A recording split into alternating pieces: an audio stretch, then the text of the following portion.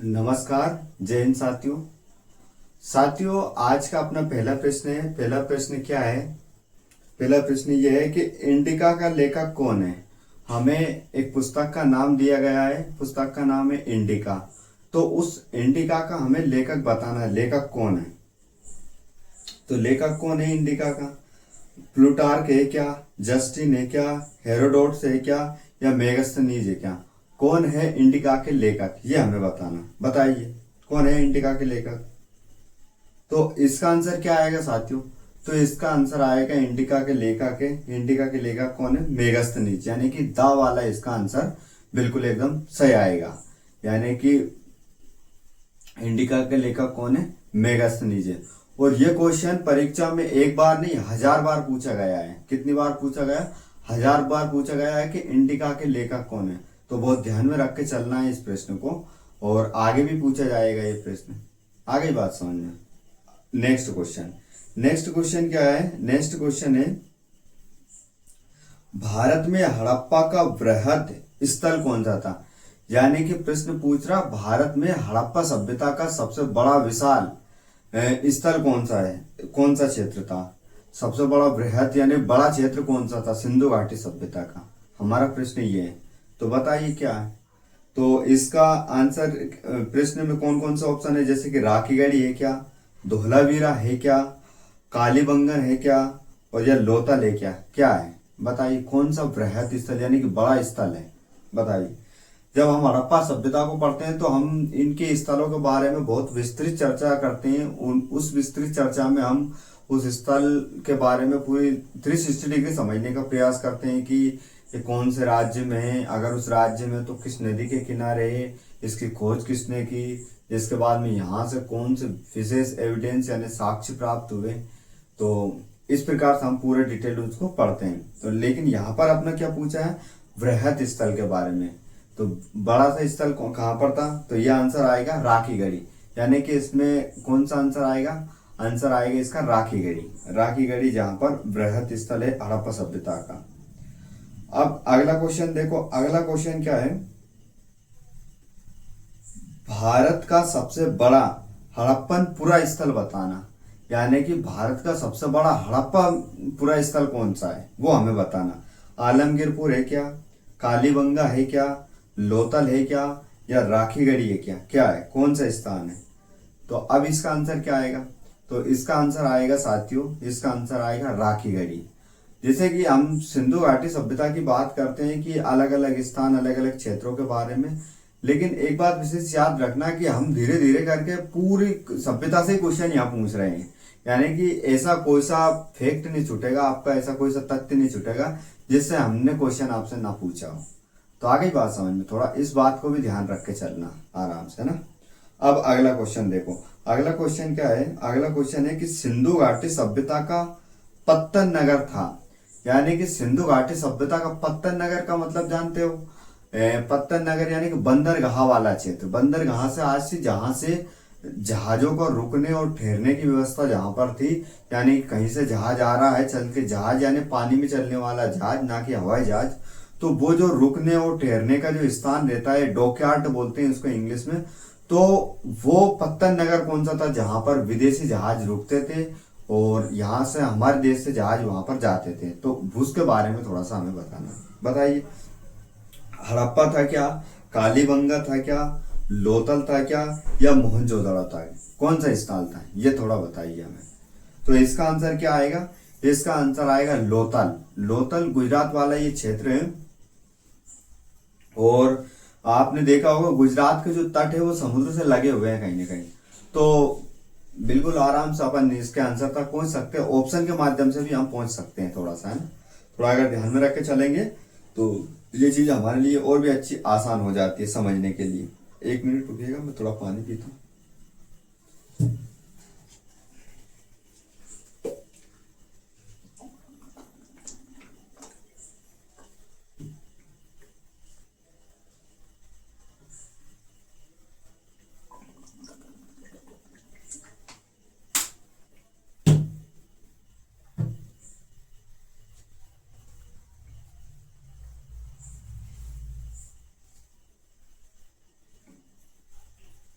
चलो अब आ जाओ अपने अगले क्वेश्चन पे। अगला क्वेश्चन क्या है अपना? अगला क्वेश्चन है निम्न में से कौन सा एक हड़प्पा का बंदरगाह है? अब हमें हड़प्पा का एक बंदरगाह के बारे में थोड़ा सा बताना है। कौन सा हड़प्पा का एक बंदरगाह है? शायद हमने पहले जो प्रश्न था उसमें कुछ चर्चा की होगी, अगर उसको उसे वो थोड़ा आपके ध्यान में होगा तो इस क्वेश्चन के आंसर पर आप आसानी से पहुंच सकते हो, उसमें कोई दिक्कत वाली बात है नहीं। जैसे कि सिकंदरिया है क्या, महास्थानागढ़ है क्या, लोथल है क्या, या नागपट्टनम है क्या? बताइए कौन सा है। तो अब इसका आंसर क्या आएगा साथियों?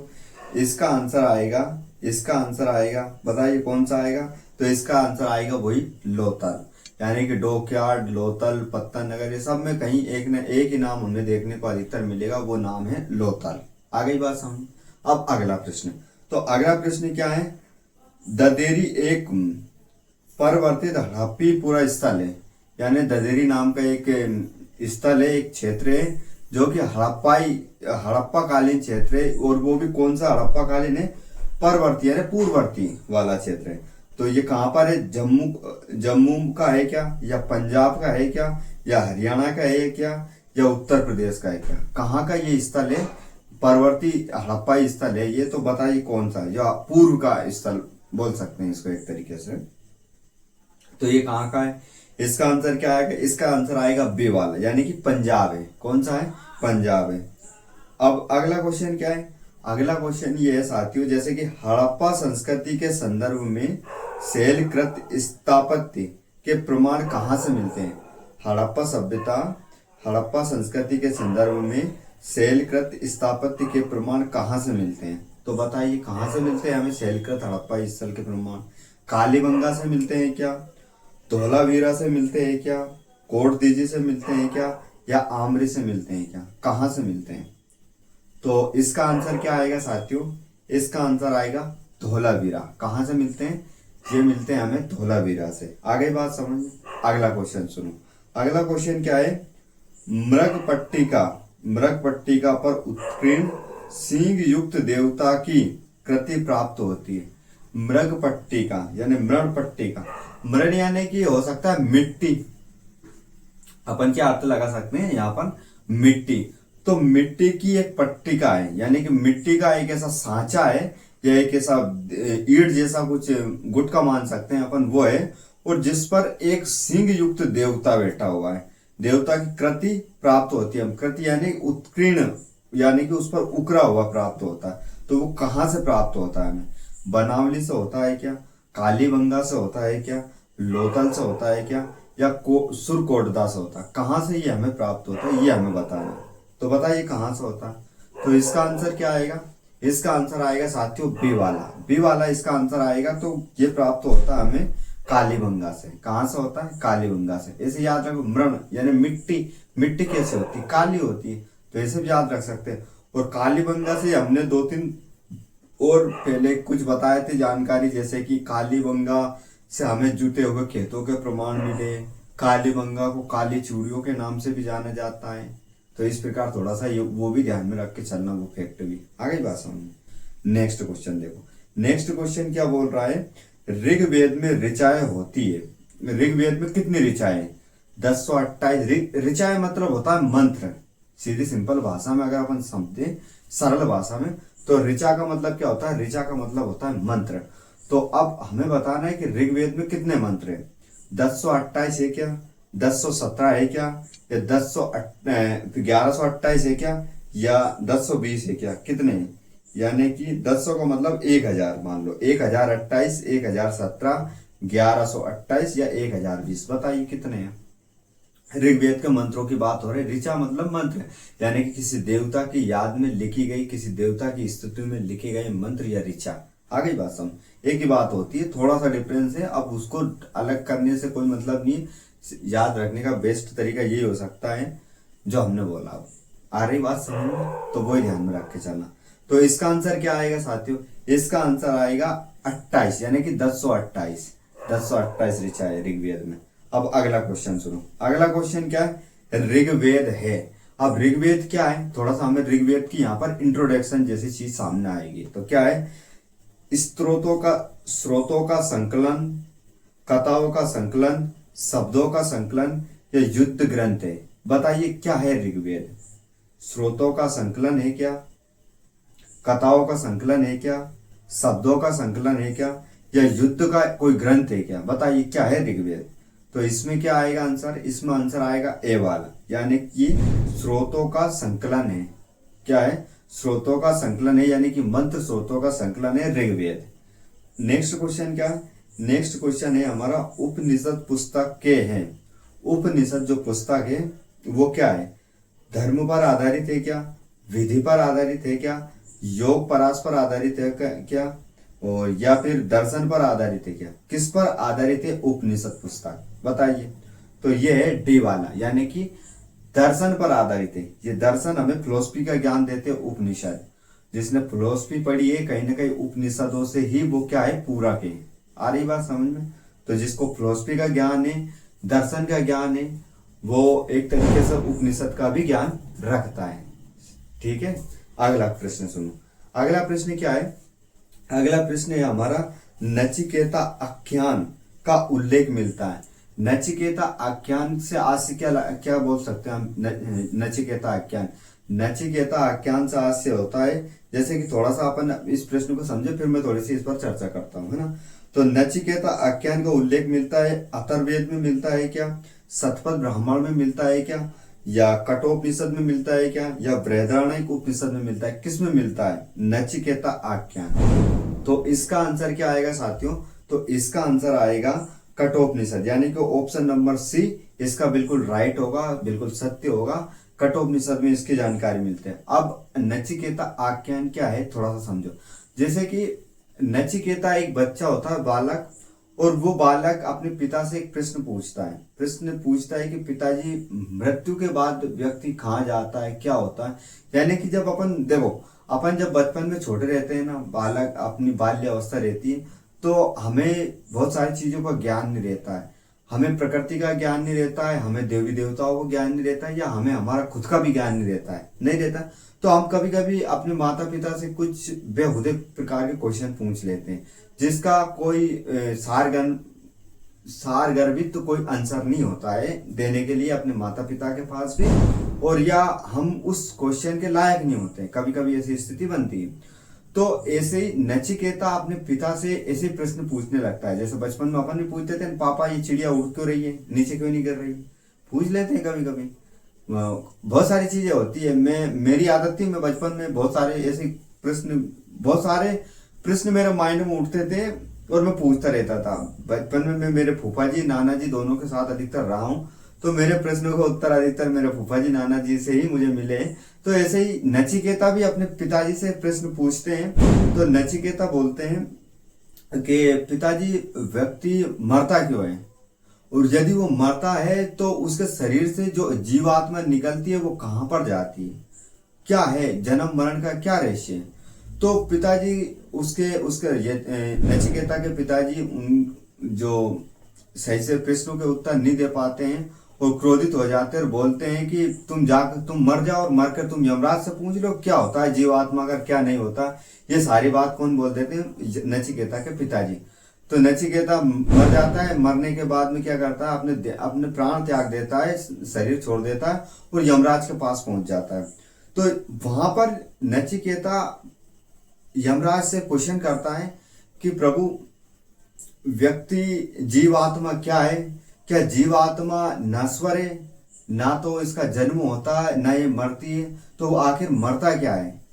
तो इस प्रकार से नचिकेता बहुत सारे सवाल किससे करते हैं? यमराज से करते हैं। और यमराज भी उन्हें बिल्कुल सारगर्भित और एकदम शांतिपूर्ण तरीके से और व्यवस्थित उत्तर देते हैं नचिकेता, और उन प्रश्नों से संतुष्ट होकर वापस नचिकेता कहाँ पर आ जाता है? अपने शरीर में। उनकी जीवात्मा वापस उनके शरीर में चली जाती है और फिर उन्हीं प्रश्नों के जो क्वेश्चन नचिकेता के माइंड में घूम रहे थे वो प्रश्न अपने पिताजी को बोलते हैं और उसके उत्तर भी देते हैं। तो फिर वो ये वाक्य निकल के आता है कि मैं पिताजी यमराज से स्वयं इन प्रश्नों के उत्तर पूछ के आया हूँ।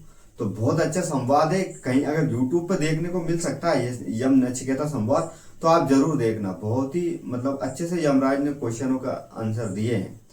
और अच्छा संवाद है। मैंने सुना है जैसे कि गार्गी याज्ञवल्क्य संवाद हुआ, यम नचिकेता संवाद हुआ, इन चीजों को आप थोड़ा देखो तो मतलब इसको ही तो बोलते हैं दार्शनिक ज्ञान लेना, फिलोसफी का नॉलेज लेना, तो थोड़ा समझ आएगी चीजें। आ गई बात समझ। अब अगला क्वेश्चन सुन लो। अगला क्वेश्चन क्या है, अगला प्रश्न है हमारा, ऋग्वेद का कौन सा मंडल पूर्णतः सोम को समर्पित है? यानी कि ऋग्वेद का कौन सा मंडल है जो सोम देवता को समर्पित है? तो बताइए कौन सा मंडल है? सातवां मंडल है क्या, आठवां मंडल है क्या, नौवां मंडल है क्या, या 10वां मंडल है क्या? कौन सा मंडल है जो कि किसको समर्पित है? सोम देवता को समर्पित है। बताइए कौन सा मंडल है? तो सोम देवता को समर्पित है नौवां मंडल। अब नौवां मंडल कहां पर है? ऑप्शन नंबर सी में है। यानी कि सोम देवता जिसे भगवान, जैसे इंद्र है, इंद्र के स्वभाव में एक देवता है सोम।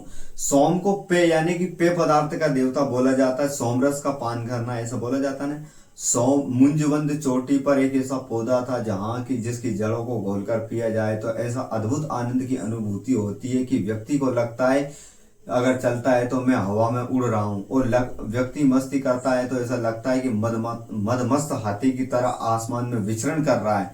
यह सोम को पीने के बाद में व्यक्ति के अंदर होने वाली प्रतिक्रियाएं हैं। यानी मैंने किताबी भाषा में इसको बोल दिया है, तो समझने का प्रयास करना। इस प्रकार की वो स्थिति बनती है किसके? सोम रस का पान करने के बाद में। तो वही पूछा गया है कि सोम को समर्पित मंडल कौन सा है? कि नौवां मंडल है। ऋग्वेद का नौवां मंडल पूरा सोम देवता को समर्पित है। और सोम देवता के बारे में हमने जब थ्योरी में पढ़ा था तो बहुत अच्छे से चर्चा की थी, है ना? ठीक है। अगला, और आर्यों का सबसे प्रिय पदार्थ भी सोम ही था, सोमरस। नेक्स्ट क्वेश्चन क्या है? भारतीय संस्कृति के अंतर्गत रित का अर्थ है, रित का क्या अर्थ है? भारतीय संस्कृति के अंतर्गत रित का क्या अर्थ है ये बताइए। प्राकृतिक नियम है क्या, कृत्रिम नियम है क्या, मानवीय नियम है क्या, या सामाजिक नियम है क्या? रित मतलब एक तरीके से हम समझ सकते हैं ऋण। रित का मतलब एक तरीके से हम समझ सकते हैं, उदाहरण के लिए ऋण। देखो रित एक अलग ही है, लेकिन मैं समझाने के लिए आपको ऋण से कनेक्ट करूंगा तो ये क्वेश्चन आपको बहुत अच्छे से समझ आ जाएगा, आप अच्छे से डील कर पाओगे इस क्वेश्चन को। कैसे समझेंगे अपन? हम समझेंगे जैसे कि भारतीय संस्कृति के अंतर्गत रित का अर्थ क्या है। रित का अर्थ है प्राकृतिक नियम, कृत्रिम नियम, मानवीय नियम और सामाजिक नियम। तो अब इसका आंसर क्या आएगा? इसका आंसर आएगा ए वाला, यानी कि प्राकृतिक नियम। अब रित को लाओ ऋण से कनेक्ट करो। ऋण यानी कि हमें प्रकृति के हमारे ऊपर कुछ ऋण है, कुछ प्रकृति ने हमारे ऊपर कुछ ऋण कर रखे। उन ऋणों को उतारने के लिए हमें प्रकृति के कुछ नियमों का पालन करना पड़ेगा। आ गई बात समझ में? प्रकृति ने हमारे ऊपर कुछ उपकार कर रखे, हम उन उपकारों को उतारने के लिए हमें प्रकृति का नियमों का पालन करना चाहिए। जैसे कि हमें पेड़ पौधों को नहीं काटना चाहिए, हमें उन प्राकृतिक वस्तुओं व प्राकृतिक चीजों के साथ यानी कि छेड़छाड़ नहीं करना चाहिए जो प्रकृति द्वारा प्रदत्त, जैसे औषधीय पौधा हो गए, कुछ महत्वपूर्ण घाटियां हो गई, कुछ महत्वपूर्ण प्रकृति द्वारा प्रदत्त बांध हो गए, तालाब हो गए, कुछ महत्वपूर्ण जीव जंतु हो गए। उनका हमें संरक्षण करना चाहिए, ना कि उनका हमें अहित करना चाहिए या उन्हें नुकसान पहुंचाना चाहिए। और जब भी हमने प्रकृति के साथ खिलवाड़ करने का प्रयास किया या प्रकृति की किसी भी वस्तु के साथ छेड़छाड़ करने का प्रयास किया तो प्रकृति ने कभी कोरोना महामारी बनकर प्रकोप बरसाया, कभी बाढ़ बनकर, कभी भूकंप बनकर, कभी ज्वालामुखी बनकर, किसी न किसी माध्यम से प्रकृति ने फिर हमारे साथ बड़ा बुरा बर्ताव किया है। तो इसलिए हमें प्रकृति के नियमों का पालन करना चाहिए। आ गई बात समझ में? ये यहाँ पर पूछा गया। रित यानी ऋण से आप कनेक्ट करोगे तो आपको समझ आ जाएगी चीजें, है ना? रित की अवधारणा भी है, आगे पढ़ेंगे अपन उसको भी। अब अगला क्वेश्चन देखो। अगला क्वेश्चन है, प्राचीन भारत में निशाका जाने जाते थे। निशाका और निशाक का एक शब्द और एक निष्क भी एक शब्द है। तो बताइए निशाका क्या है? स्वर्ण का आभूषण है क्या, गाय है क्या, तांबे के सिक्के हैं क्या, या चांदी के सिक्के हैं? क्या है निशाका? बताइए क्या है निशाका? तो हमें क्या है निशाका? तो निशाका है एक तरीके से, निशाका क्या है? तो निशाका क्या है हमारे लिए? स्वर्ण का आभूषण है। और एक और शब्द आता है निशाका की जगह निष्क। निष्क का मतलब होता है स्वर्ण का टुकड़ा। इसमें आभूषण बोल दिया, और आभूषण किसका बना होता है? स्वर्ण का, सोने का टुकड़ा या स्वर्ण का आभूषण, ये भी अपन, यानी कि अगर दोनों प्रकार से शब्द पूछे जाए तो अपने को कंफ्यूज बिल्कुल नहीं होना है, बिल्कुल हमें ये आंसर लगाना है स्वर्ण का टुकड़ा या स्वर्ण का आभूषण। आ गई बात समझ में? और एक और ऑप्शन भी पूछ सकते हैं, गले का हार, ये भी बोल सकते हैं अपन इसको। ठीक है, अगला प्रश्न सुनो। अगला प्रश्न क्या है? निम्नलिखित में से किसने आर्यों के आदि देश के बारे में लिखा है? निम्नलिखित में से किसने आर्यों के आदि देश के बारे में लिखा है? तो आर्यों का आदि देश क्या है उसके बारे में किसने लिखा है? तो शंकराचार्य ने लिखा है क्या? एनी बेसेंट ने लिखा है क्या? विवेकानंद ने लिखा है क्या? या बाल गंगाधर तिलक ने लिखा है? किसने लिखा है आर्यों के बारे में, आर्यों के देश के बारे में? तो ये लिखा है ऑप्शन नंबर डी, इसका आंसर आएगा बाल गंगाधर तिलक ने लिखा है। आ गई बात समझ में? अगला प्रश्न, तो अगला प्रश्न क्या है हमारा? अगला प्रश्न है हमारा, गोत्र शब्द का प्रयोग सर्वप्रथम हुआ था, यानी कि गोत्र शब्द का प्रयोग अगर सबसे पहले हुआ था तो कहां पर हुआ था, यह हमें बताना है। थोड़ा सा बताइए, गोत्र शब्द का प्रयोग कहां पर हुआ था? तो गोत्र शब्द का प्रयोग हुआ था अथर्ववेद में हुआ था क्या? ऋग्वेद में हुआ था क्या? सामवेद में हुआ था क्या? या यजुर्वेद में हुआ था? कहां पर गोत्र शब्द का प्रयोग हुआ था बताइए? तो इसका आंसर आएगा साथियों, इसका आंसर आएगा हमारा ऋग्वेद। ऋग्वेद इसका आंसर आएगा। और आप थोड़ा सा सुनो गोत्र के बारे में। गोत्र क्या है? जैसे कि गोत्र शब्द जहां पर हम गायों को या गोधनों को रखते थे, और तो उसको, उस स्थान को बोला जाता गोत्र। क्या बोला जाता? गोत्र बोला जाता। लेकिन गोत्र का नाम किसके आधार पर पड़ता है? यानी कि अगर मुझे किसी वंश की स्थापना करनी है, यानी मुझे कोई वंश बसाना है सबसे पहले, तो मैं उस वंश का सबसे पहला प्रथम पुरुष रहूंगा। यानी कि जो हमारा प्रथम पुरुष था, यानी कि जो भी हमारे उस गोत्र, यानी कि जैसा कि हमारा जो पूर्वज था पहला, जिसने हमें बसाया, उस व्यक्ति के नाम के आधार पर गोत्र का नाम रखा जाता है। जैसे कि मान लीजिए मैं किसी आगे चल के कोई समाज का एक पितृपुरुष बनूंगा, तो मेरा नाम क्या है? मेरा नाम मान लीजिए बाबा हिस्ट्री वाला है ना? तो उदाहरण के लिए मेरा नाम बाबा हिस्ट्री वाला हो गया, तो बाबा हिस्ट्री वाला के बाद में जो इसकी संतान होगी, उसका पुत्र पुत्र पुत्र के भी पुत्र होंगे, तो उन सबका गोत्र क्या बन जाएगा? क्या बन जाएगा? उनका गोत्र बन जाएगा हिस्ट्री वाला गोत्र। क्या बन जाएगा? हिस्ट्री वाला गोत्र। जैसे कि अमिताभ बच्चन, अब ये बच्चन तो थे नहीं, लेकिन इनके पिताजी बच्चन लगाते थे। क्या लगाते थे? बच्चन लगाते थे, तो ये सब बच्चन बच्चन लगाने लग गए। इसी प्रकार जैसे कि जवाहरलाल नेहरू, अब नहर के किनारे रहने के कारण नहर, तो उधर क्या लगाने गए? जवाहरलाल के पीछे नेहरू लगाने लगे, तो नेहरू के बाद में जितने वो सब नेहरू नेहरू लगाने गए। जैसे गांधी थे, गांधी परिवार थे, अब गांधी के बाद में जितने हो गए तो राहुल गांधी, सोनिया गांधी, इंदिरा गांधी, फलाना ठिकाना, सब गांधी गांधी लगने लग गए। तो क्या होता है, इस प्रकार जब उनका मेन पितृपुरुष होता है, उस पितृपुरुष के नाम के आधार पर गोत्र का नाम लिखा जाता है या रखा जाता है। आ गई बात समझ? गोत्र का सीधा सिंपल ये अर्थ। और गोत्र की एक विशेषता होती है, यानी कि जिस गोत्र के अपन है उस गोत्र में अपनी शादी कभी नहीं होगी। हिंदू रीति रिवाजों के अनुसार ये माना जाता है कि यदि किसी की गोत्र आ है तो आ गोत्र के साथ कभी भी उस व्यक्ति की शादी नहीं होगी, बल्कि बा गोत्र के साथ हो जाएगी। और बा गोत्र वाला है तो बा के साथ उसकी शादी नहीं होगी। यानी कि अगर मान जाए किसी का गोत्र खंडेरिया है और किसी का गोत्र, और सामने वाले का भी गोत्र खंडेरिया है, तो खंडेरिया गोत्र में शादी नहीं होगी। यदि किसी का गोत्र नुगाया गोत्र है और नुगाया गोत्र की शादी अगर करनी है किसी से, तो नुगाया गोत्र में नहीं होगी, दूसरे गोत्र में होगी। जैसे अमोदिया गोत्र है, सकरावजा गोत्र है, मुंज गोत्र है, मूंज गोत्र है, बगड़ावत एक गोत्र है, जिसके बाद में राठौड़ है, राठौड़ के अंदर भी एक गोत्र आती है। तो इस प्रकार मतलब कुछ सरनेम होती, कुछ गोत्र होती। तो एक जो समान गोत्र होते हैं, जैसे कि मान लीजिए परमार और परमार राठौड़, और ये अलग अलग हो गई।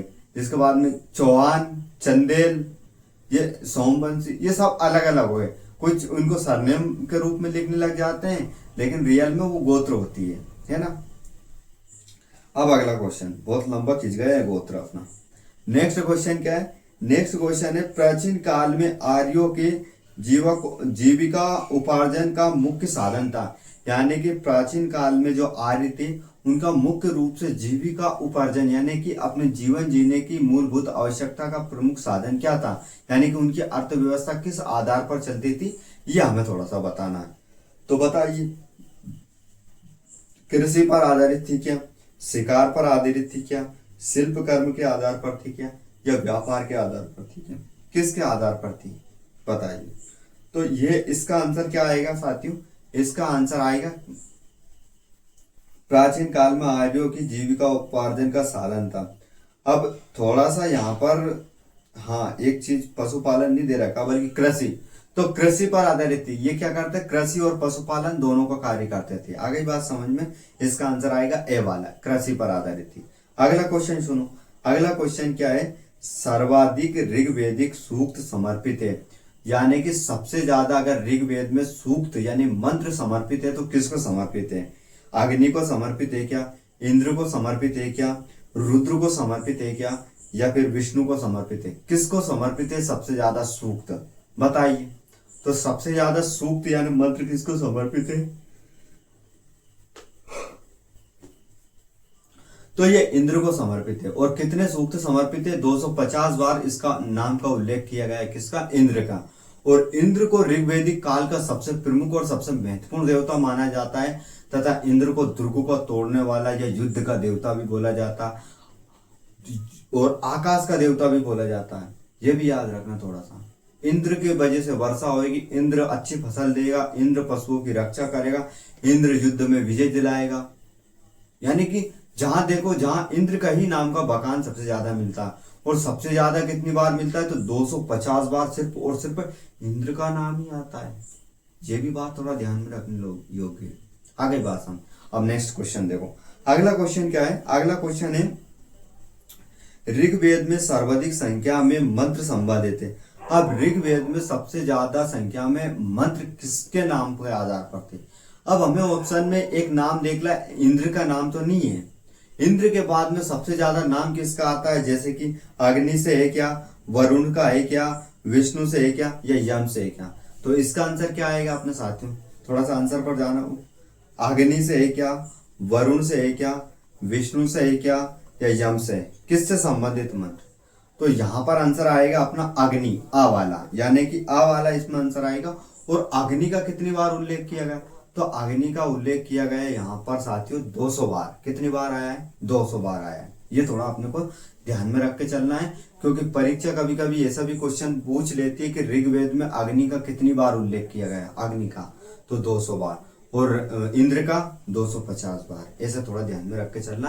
यानी कि बहुत सारे जो इंपोर्टेंट देवी देवता है ये उनका हमने दे रखा, प्रश्न आगे मिलेगा जिसमें अपने वो कवर हो जाएगा। ठीक है, अगला क्वेश्चन सुनो। तो अगला क्वेश्चन क्या है? अगला क्वेश्चन है गायत्री मंत्र किस पुस्तक में मिलता है? गायत्री मंत्र किस पुस्तक में मिलता है ये थोड़ा सा हमें बताना है। तो बताइए, उपनिषद में मिलता है क्या, भगवत गीता में मिलता है क्या, ऋग्वेद में मिलता है क्या, या यजुर्वेद में मिलता है? किस में मिलता है गायत्री मंत्र? तो गायत्री मंत्र के बारे में थोड़ा बताइए।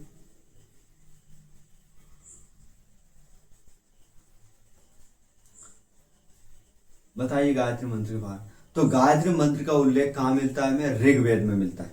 ऋग्वेद में गायत्री मंत्र का उल्लेख मिलता है। और गायत्री मंत्र को लिखने या रचने के पीछे एक कारण था।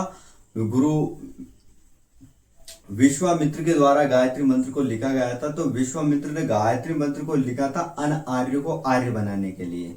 ये अन आर्य को आर्य बनाने के लिए क्या कौन सा मंत्र लिखा गया था? गायत्री मंत्र। और ये भोर की देवी सावित्री को समर्पित ये गायत्री मंत्र है, ना कि सूर्य भगवान को समर्पित है। अपन बहुत बार ये सब पढ़ते हैं, नहीं, गायत्री माता को समर्पित। गायत्री माता को कोई समर्पित, सरस्वती माता को कोई ये मंत्र समर्पित नहीं है। ये भोर की देवी को, गायत्री को समर्पित ये मंत्र है। किसको है? भोर की देवी को समर्पित ये मंत्र है। आ गई बात समझ में? ये थोड़ा ध्यान में रख के चलना, ना कि सरस्वती माता को। हम सुबह सुबह स्कूल में बोलते हैं ओम भूर्भुवस्सुः तस्या विदुर्वरेण्यं भर्गो देवस्य धीमहि धियो यो नः प्रचोदयात्। तो इसका आशय ये नहीं है कि हम सरस्वती माता से प्रार्थना कर रहे हैं कि माता हमें सद्बुद्धि विद्या दो। नहीं, हम प्रार्थना कर रहे हैं उस भोर की देवी, उस अदिति को, कि जो हमें नई ऊर्जा का संचार करे, ज्ञान दे, बुद्धि दे, बल दे, सब कुछ दे। आ गई बात समझ? तो ये मंत्र भोर की देवी सावित्री को समर्पित ये मंत्र है। आ गई बात समझ? अगला क्वेश्चन क्या है? अगला क्वेश्चन है अपना,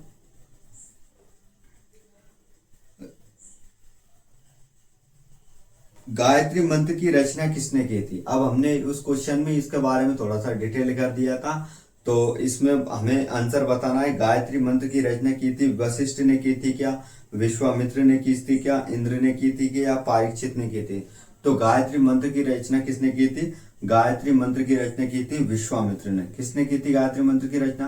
तो गायत्री मंत्र की रचना की थी विश्वामित्र में। अगला क्वेश्चन देखो, श्रीमद् भागवत गीता मौलिक रूप से किस भाषा में लिखी गई?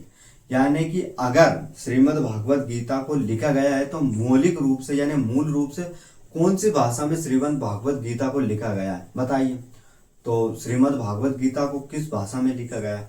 तो श्रीमद् भागवत गीता को संस्कृत भाषा में लिखा गया है क्या, उर्दू भाषा में लिखा गया है क्या, पाली भाषा में लिखा गया है क्या, या हिंदी भाषा में लिखा गया है?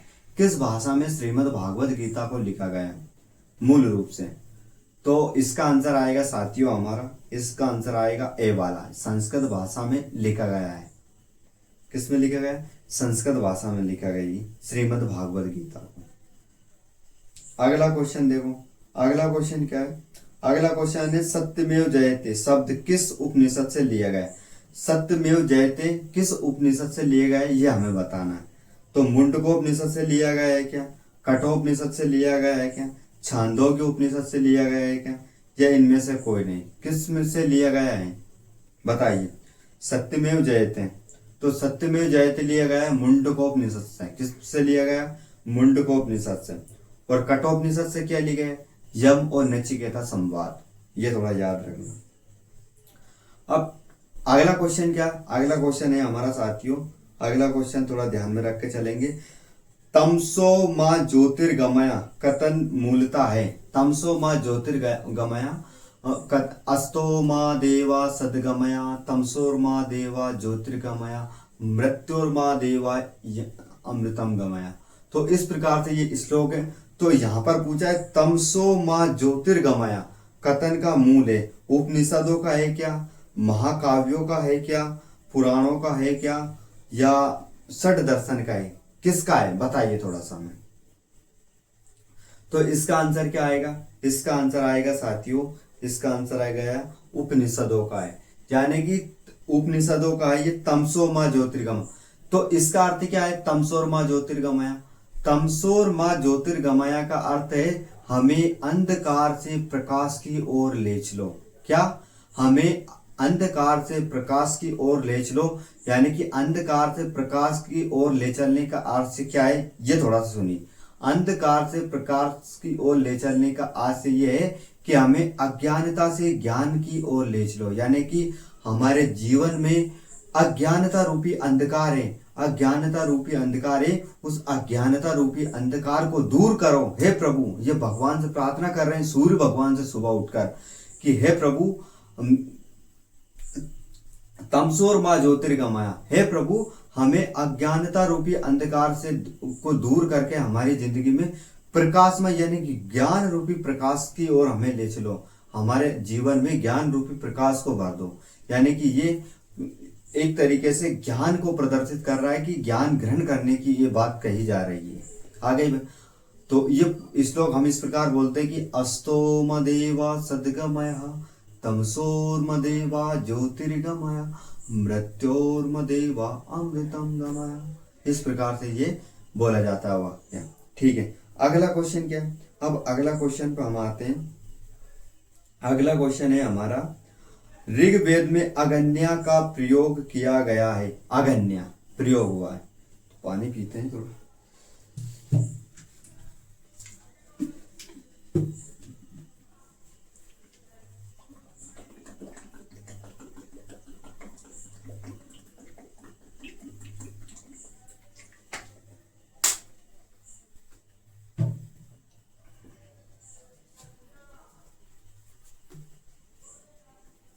ऋग्वेद में क्वेश्चन क्या है, ऋग्वेद में अगन्या का प्रयोग किया गया है। अपना क्वेश्चन है ऋग्वेद में अगन्या, अगन्या का प्रयोग हुआ है किसके रूप, बकरी के लिए हुआ क्या, गाय के लिए हुआ क्या, हाथी के लिए हुआ क्या, या घोड़े के लिए हुआ, किसके लिए हुआ।